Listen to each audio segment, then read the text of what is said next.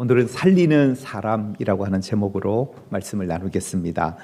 우리 모두는 사람을 살리기도 하고 때로는 사람을 무너뜨리며 살아갈 때가 있습니다.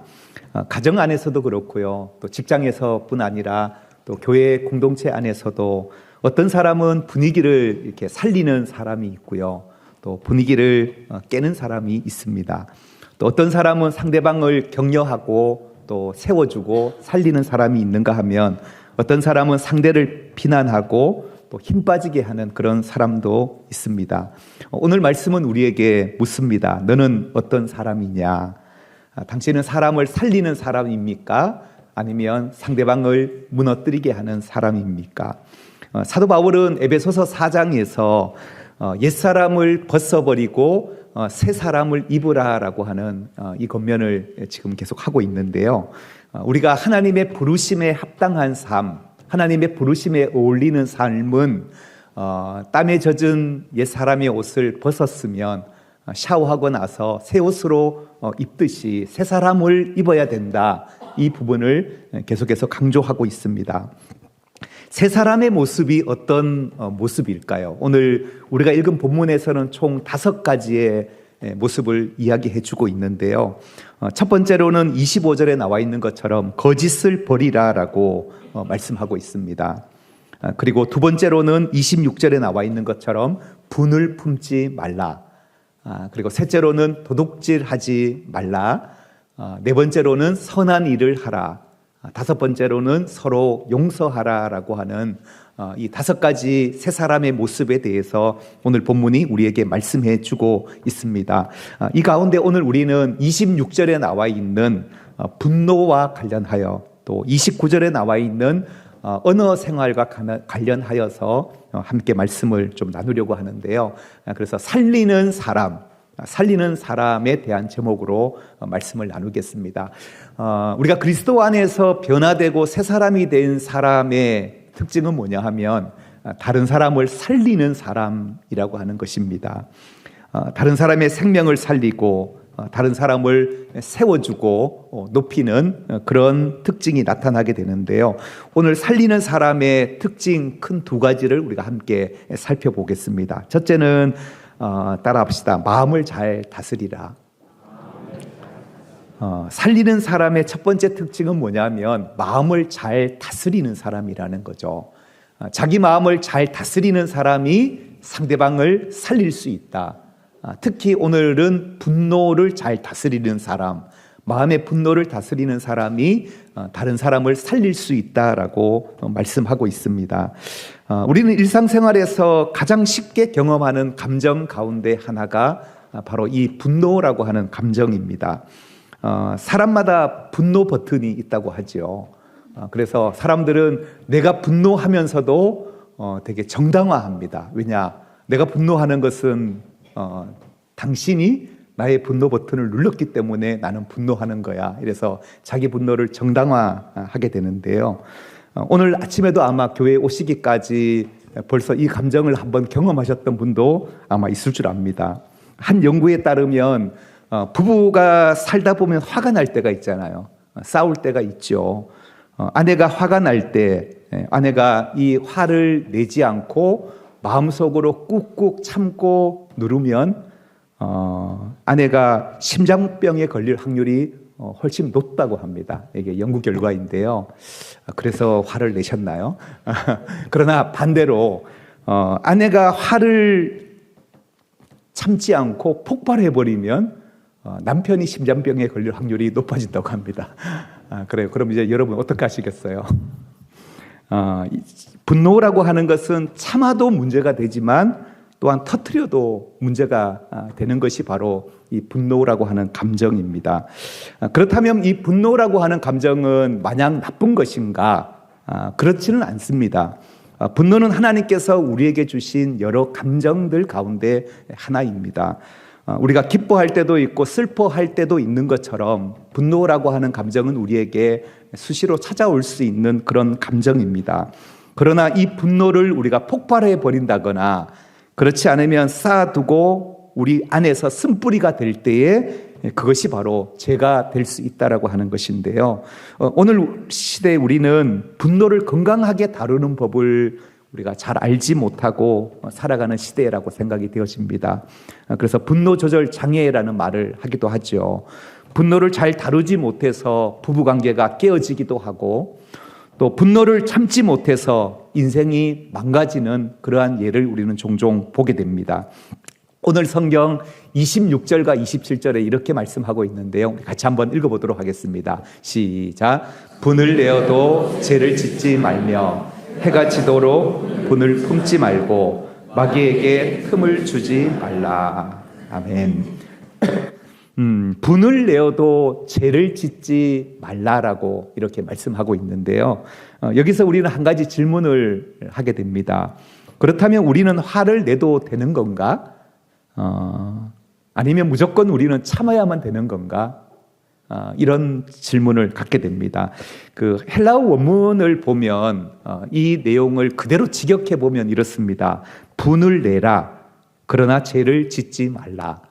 분을 내라, 그러나 죄를 짓지 말라. 이렇게 직역해 볼 수 있겠는데요. 이 말은 화를 내도 괜찮다라는 말인 것인지, 아니면 죄를 지을 수 있기 때문에 화를 내면 안 된다는 말인지 좀 애매모하죠. 그럼 어떻게 하라는 거냐, 이런 질문을 하게 되는데요. 이 표현은 분노라는 감정을 성경은 우리에게 인정을 해요. 인정을 하지만, 그러나 이 분노가 흘러가는 방향을 우리는 강하게 통제해야 된다는 거죠. 그렇지 않으면 이 분노가 나쁜 결과로 흘러가기 때문이라는 것인데요.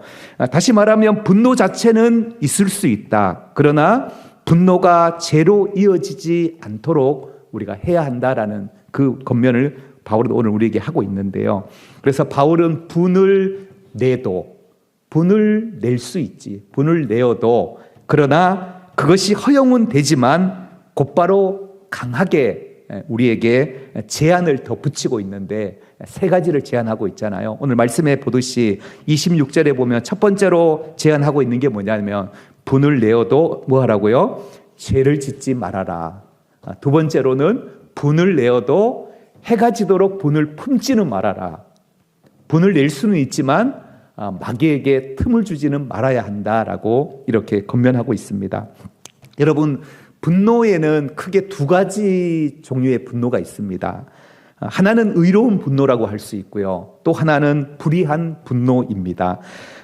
오늘 본문 31절에 나오는 노함과 분냄이라고 하는 이것은 우리가 반드시 버려야 할 불의한 분노입니다.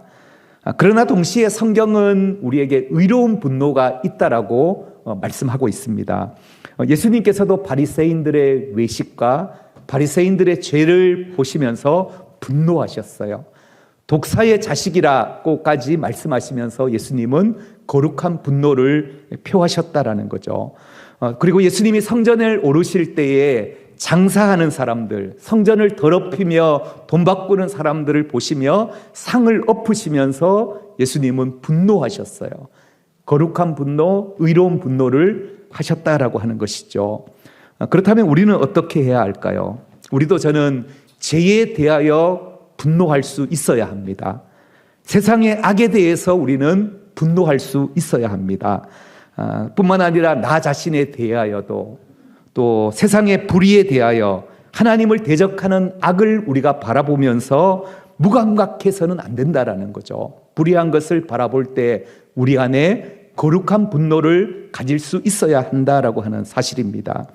오늘날 우리 주변에 생명을 경시하는 일들이 얼마나 자주 일어나고 있습니까? 뉴스를 보면 분노를 이기지 못해 순간적으로 타인의 생명을 해하는 사람들을 보게 되고요. 극단적인 선택을 하는 사람의 소식도 우리는 낯설지 않게 듣게 됩니다. 하나님의 질서를 무너뜨리는 가치관, 그리고 지금도 여전히 욕심에 이끌려 전쟁을 우리가 바라보면서 전쟁에 대하여, 환경 문제에 대하여, 또한 억압을 하는 사회적 악 앞에서 우리는 거룩한 분노를 가져야 한다라고 하는 사실입니다. 여러분, 의로운 분노는 나를 위한 분노가 아니라 하나님과 이웃을 위한 분노이기에 이러한 분노는 반드시 필요한 분노라고 생각합니다. 그러나 여기에 매우 중요한 사실이 하나 있는데요. 분노는 매우 강력한 감정이라는 거예요. 그것이 동기가 의로운 동기라 하더라도 이 분노라는 감정은 강력한 감정이기 때문에 쉽게 이 감정이 우리의 마음을 지배하게 된다라는 거죠. 그래서 우리의 현실은 어떻습니까? 대부분 분노가 처음에는 이기적인 분노로 시작되기도 하고 또 어떤 경우에는 의로운 분노로 시작되었다가도 결과적으로 보면 죄된 분노로 변질되는 우리의 모습을 우리가 발견하게 된다라고 하는 것입니다. 부부관계를 한번 생각해 보겠습니다. 부부가 싸우는 이유가 뭡니까? 뭐 대단한 일로 싸우지 않죠. 보통 남편도 옳고 아내도 옳다고 생각될 때 보통 충돌이 일어납니다. 내가 많은 것을 요구하는 것도 아니고 주말에 분리수거 이거 하나 좀 못 해주냐고 분리수거 좀 해달라고 아내가 이렇게 요구를 하죠. 그러면 남편들이 말합니다.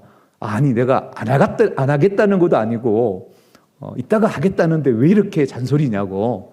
자, 이런 부부의 대화가 있어요. 여러분 아내의 말이 옳습니까? 남편의 말이 옳습니까?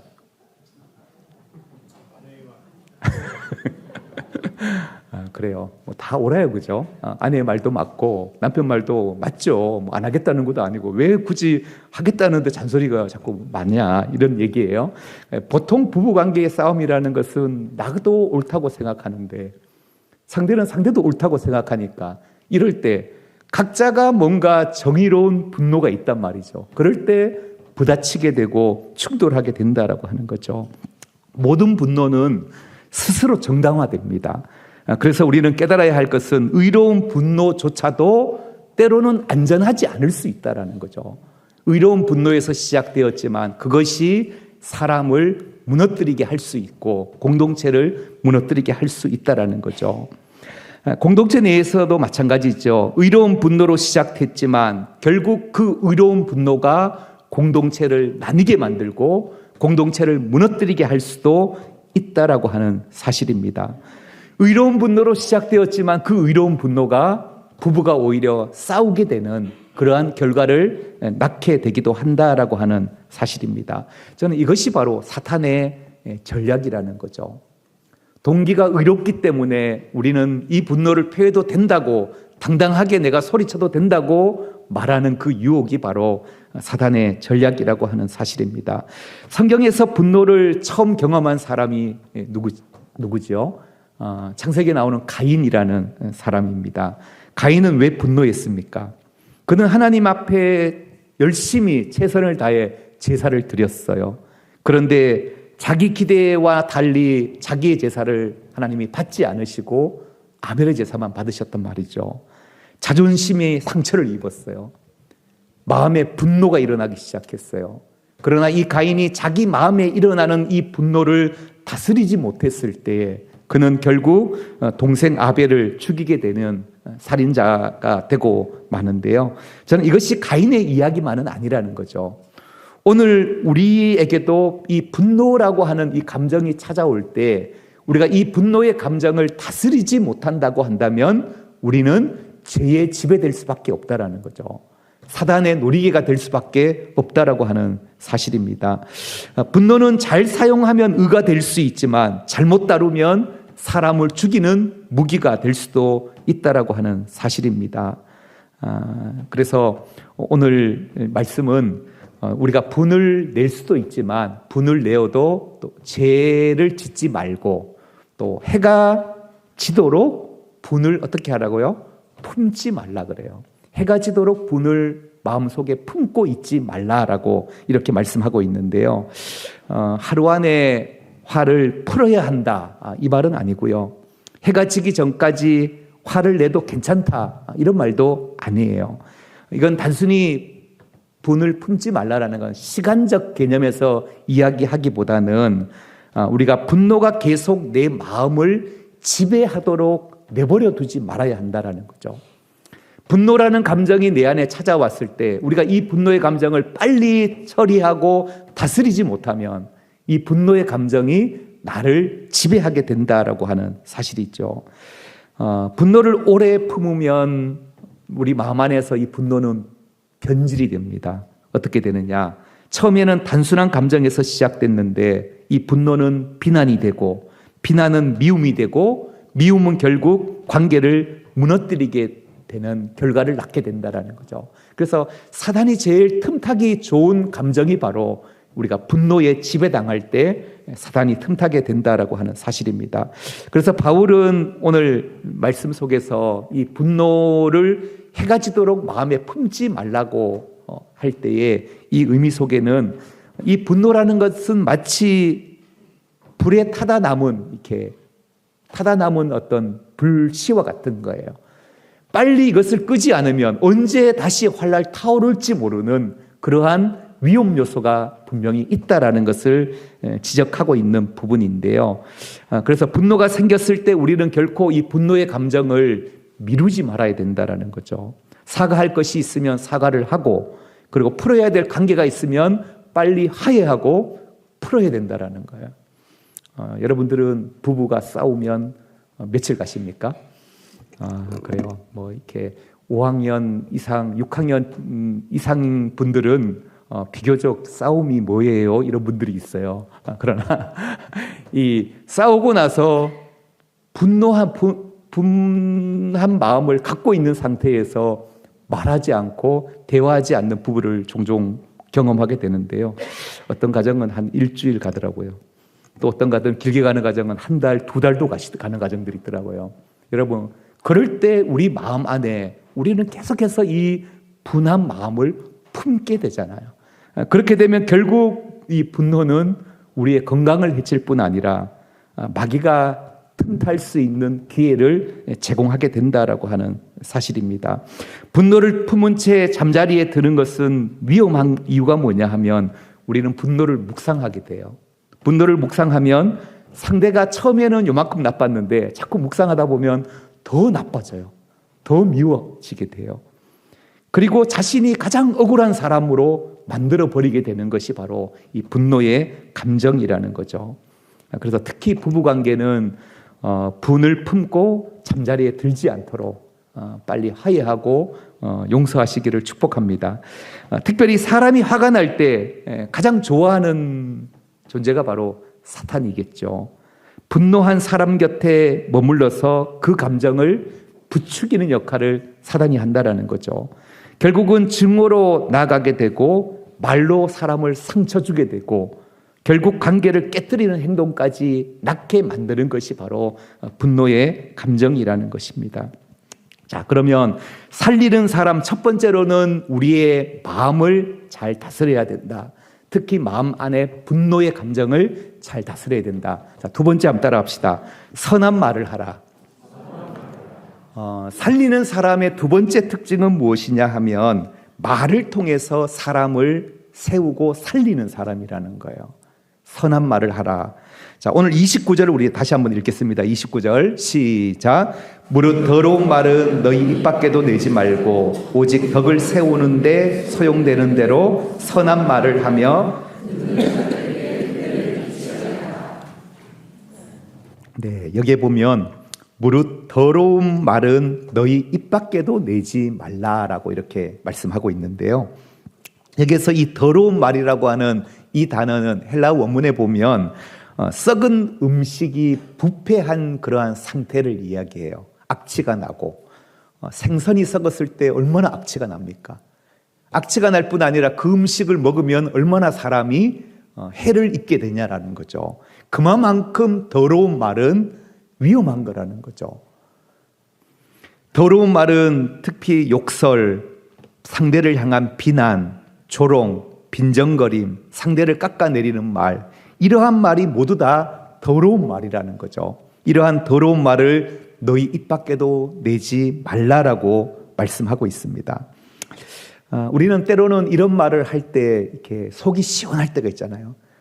부부싸움을 할 때 뭔가 이 말을 해야지 속이 풀릴 것 같은 그런 마음들이 있잖아요. 저는 세상에서 가장 어리석은 사람이 어떤 사람이냐, 말싸움에서 이기려고 하는 사람이에요. 이긴 것 같지만 그러나 결국은 우리는 사람을 잃을 수 있다라는 거죠. 생명을 잃을 수 있다. 사람을 잃을 수 있다. 그래서 바울은 이렇게 권면합니다. 오직 덕을 세우는데 소용되는 대로 서로 선한 말을 하라라고 그렇게 권면합니다. 그래서 저는 이렇게 말함에 있어서 중요한 원리를 하나 말씀드리면, 우리가 말을 할 때 어떤 말을 해야 하느냐, 내가 하고 싶은 말을 하는 사람은 이게 초보 단계의 사람들이에요. 그러니까 내가 하고 싶은 내 감정에 따라 말하는 사람들. 그러나 이 언어 생활에 이제 이 수준이 높아진 사람들은 어떤 말을 하냐, 지금 상대에게 필요한 말을 할 수 있는 사람이 언어 생활에 훌륭한 사람이라는 거죠. 우리가 말을 할 때에 지금 내 감정에 따라서 내가 하고 싶은 말을 그냥 다 풀어서 하는 것이 아니라, 지금 상대가 필요로 하는 말이 뭘까? 지금 남편은 어떤 말을 원할까? 아내는 지금 나에게 어떤 말을 원할까? 상대의 필요로 하는 그런 언어를 할 때에 그것이 바로 성숙한 언어 생활의 원리라고 하는 것입니다. 여러분, 말은 어디에서 오냐 하면 마음에서부터 옵니다. 그렇기 때문에 우리는 무엇보다도 마음을 잘 다스려야 합니다. 우리의 마음이 성령으로 충만하여서 성령의 지배를 받을 때 내 마음에 있는 것이 입으로 나오게 된다라는 거죠. 그래서 우리가 성령 충만한 삶 살아가게 되기를 축복합니다. 바울은 한 걸음 더 나아가서 오늘 30절에 이런 말씀을 하고 있는데요. 하나님의 성령을 근심하게 하지 말라라고 이렇게 권면해요. 하나님의 성령을 근심하게 하지 말라. 이 말은 우리가 더러운 말을 할 때에 우리의 언어 생활이 내 안에 계시는 성령님을 근심케 하는 일이 될 수 있다는 거죠.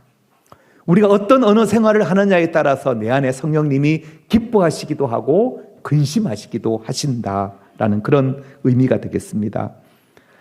그래서 우리가 아무 생각 없이 내뱉는 말 한마디가 성령을 마음 아프게 할 수 있다라는 거죠. 제가 매년 방학 때마다 이 주다교육원에서 주관하는 아이들 캠프를 참여해서 말씀을 전하고 있는데요.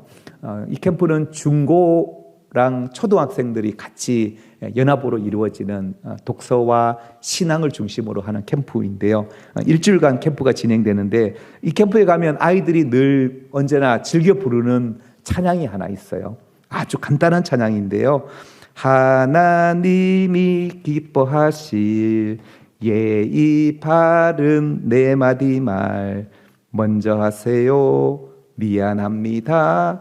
감사합니다. 제가 할게요. 이렇게 간단한 그냥 찬양이에요. 그러니까 하나님이 기뻐하실 예의 바른 네 마디가 무엇일까? 여러분, 이게 선한 말이라는 것은 아주 대단하고 화려한 말이 아니라는 거죠. 아이들에게 우리가 원하는 이 네 마디 말, 먼저 하세요. 미안합니다. 감사합니다. 제가 할게요. 이 언어 생활만 우리가 잘 할 수 있어도 우리가 사람을 살릴 수 있는 언어가 될 수 있다. 자, 집에 가셔서 한번 해보셔야 되니까 오늘 연습 한번 해보겠습니다. 우리 옆에 분에게 이 네 마디 말을 한번 해보겠습니다. 옆에 분에게 시작. 먼저 하세요. 미안합니다. 감사합니다. 오늘 밤 설거지는 제가 할게요. 네, 이렇게. 네, 그래요. 여러분, 사랑하는 교우 여러분, 말씀을 맺겠습니다. 우리는 날마다 선택하며 살아갑니다. 사람을 살리는 말을 할 것인가, 아니면 사람을 무너뜨리는 말을 할 것인가, 분노를 다스리는 사람이 될 것인가, 분노에 이끌려 사는 사람이 될 것인가, 우리는 고민하며 생각해야 한다라는 거죠. 오늘 말씀은 분명히 우리에게 묻습니다. 너는 어떤 사람이냐? 사람을 살리는 사람이냐? 아니면 사람을 깎아내리는 사람이냐? 우리에게 묻고 계십니다. 하나님은 우리가 하나님 앞에서 우리의 마음을, 특히 분노라고 하는 감정을 잘 다스리기를 원하시고요. 또 우리 입에서 나오는 우리의 언어가 내가 하고 싶은 말이 아니라 정말로 상대에게 필요한 말을 함으로 인하여서 다른 사람을 살리기를 원하고 계신다라고 하는 사실입니다. 오늘 우리가 주님 앞에 함께 결단하며 우리 이 찬양을 마음의 고백으로 함께 불러봤으면 좋겠습니다. 보소서 주님이라는 찬양인데요, 우리 함께 마음으로 고백하겠습니다.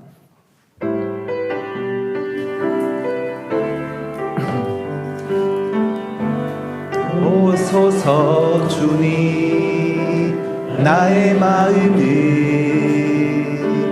선한 것 하나 없습니다.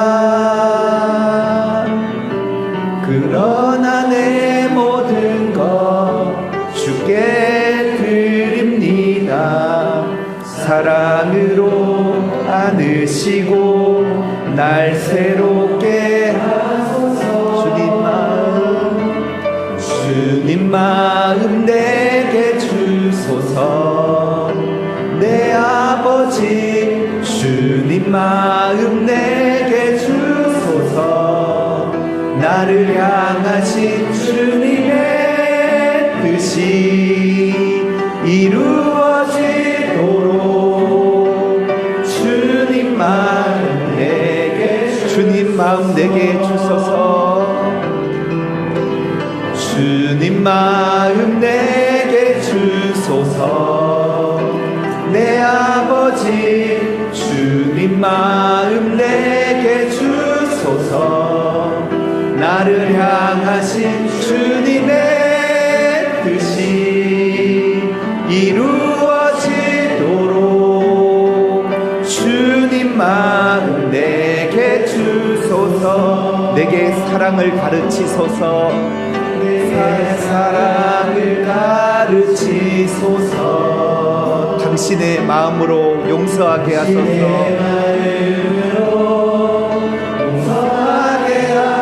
주의 성령 내게 채우사. 주의 길 가게 하소서. 주님 당신 마음 주소서. 주의 성령 내게 채우사. 주의 성령 내게 채우사. 주의 길 가게 하소서. 주님 당신 마음 주소서. 주님 마음 내게 주소서. 내 아버지 주님 마음 내게 주소서. 나를 향하신 주님의 뜻이 이루어지도록 주님 마음 내게 주소서. 우리 시간 말씀 생각하면서 마음을 담는 기도를 하나님께 올려드리기 원합니다. 하나님, 그렇습니다. 우리가 사람을 살리는 사람으로 살아가기를 원합니다. 내 마음을 다스리게 하시고 마음의 분노를 다스릴 수 있는 은혜를 주옵소서. 나의 입술을 지켜주셔서 다른 사람이 원하는 필요를 우리가 알게 하시고 다른 사람을 세우고 살리는 언어를 하게 하여 주옵소서. 우리 함께 기도하겠습니다. 하나님, 은혜를 감사합니다. 오늘 우리에게 또 말씀을 통하여서 우리의 삶을 돌아보게 하여 주시니 감사합니다. 우리의 삶이 그리스도 안에서 새 사람을 입고 우리가 하나님 사람을 살리는 그러한 사람으로 살아가기를 원합니다. 하나님 아버지, 내 마음을 다스리게 하시고 분노의 감정을 다스릴 수 있도록 은혜를 부어주시고 우리의 입술이 선한 말을 통하여서 다른 사람의 필요를 알게 하시고 다른 사람을 살리고 세울 수 있는 그런 언어 생활로 살아가게 하여 주시옵소서.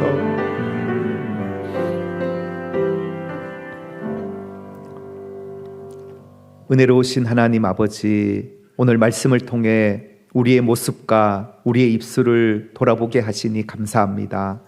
하나님, 우리가 알지 못하는 사이에 말로 사람을 아프게 하고 또 분노로 관계를 무너뜨렸던 순간들이 있었음을 회개합니다. 주님, 우리의 마음을 다스려 주옵소서.